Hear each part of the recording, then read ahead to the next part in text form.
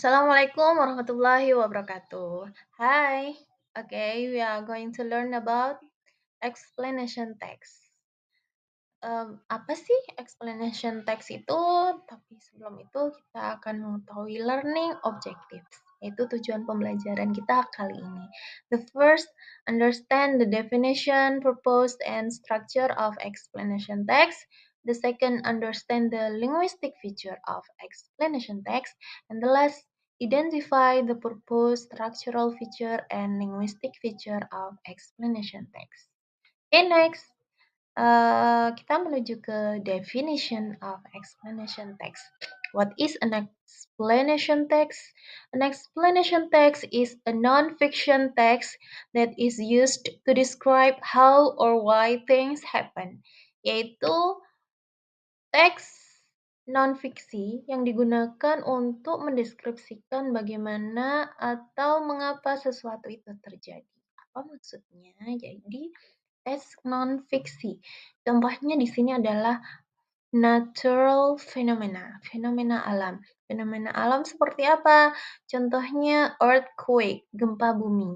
Bagaimana dan mengapa bisa terjadi gempa bumi? Selain gempa bumi, hujan.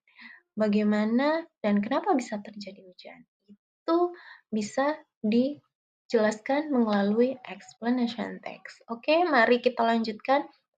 Social function of explanation text, yaitu sama dengan purpose di sini. Tujuan dari text explanation to describe or explain how or why a certain phenomenon happen. Tujuannya adalah mirip dengan pengertian tadi adalah ya untuk mendeskripsikan atau menjelaskan bagaimana dan mengapa fenomena itu terjadi. Dan lanjut ke structures of text. Struktur dari teks.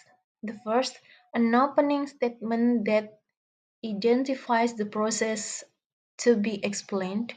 Di sini disebutkan apa yang mau dijelaskan. Terus kemudian yang kedua, description or sequences why and how something happen. Jadi di sini adalah penjelasannya, urutan-urutan kenapa dan bagaimana sesuatu itu terjadi, tahapan-tahapannya. Dan terakhir adalah conclusion, kesimpulan. Kesimpulan seperti, oke, itulah terjadinya hujan. Oke, itulah yang disebut dengan terjadinya gempa bumi. Seperti itu. Kemudian kita lanjut ke linguistic features of the text. Di sini adalah ciri bahasa dari text explanation. Yang pertama adalah using simple present tense, menggunakan simple present. Yang kedua menggunakan passive sentence.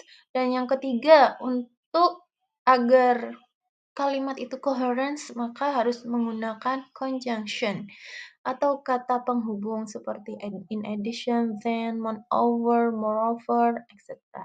Dan berikutnya menggunakan action verbs, tentu saja ya, kata kerja action. Yang terakhir adalah giving a detailed information to create rich meaning. Jadi informasinya itu lebih detail karena ini menggambarkan tentang terjadinya fenomena alam. Langsung kita menuju ke contohnya ya. Kita identify structure-nya dulu. How does rain happens? Di paragraf yang pertama ini adalah opening statement. Apa sih yang mau dijelaskan di sini? Itu sudah jelas ya. Hujan adalah air yang turun dari langit. Jadi di sini menjelaskan tentang hujan. Rain is water that descends from the sky. Kemudian paragraf yang kedua, the phenomenon of rain is actually a water circle. Jadi di sini itu siklus airnya. Di situ adalah sequence. Jadi urutan-urutan, tahapan-tahapan kenapa bisa terjadi hujan. Itu struktur yang kedua. Dan yang terakhir adalah conclusion. Conclusion adalah kesimpulan. Bisa dilihat di paragraf yang ketiga. Kemudian untuk linguistic features, ciri bahasa tadi yang pertama, di sini teksnya menggunakan using simple present tense. Contohnya, rain is water that descends from the sky. Di sini adalah kalimat present tense. Kemudian yang kedua tadi, using passive sentence. Passive sentence itu ada di paragraf yang kedua, baris ke 1, 2, 3, 4. Ya, di baris yang keempat, condensed vapor is formed from droplets. Jadi, ada di sini auxiliary verbs, kemudian verb 3, itu disebut dengan passive sentence. Kemudian yang berikutnya tadi menggunakan conjunction. Conjunction itu contohnya ada di paragraf yang kedua, ada then, at that time, terus paragraf yang ketiga itu ada however, itu adalah conjunction. Oke, sampai di sini bisa dipahami. Kemudian social function-nya, purpose-nya adalah to describe how does the rain happens. Oke, sampai di sini kita sudah mempelajari strukturnya, language features, yang terakhir adalah social function-nya sudah jelas.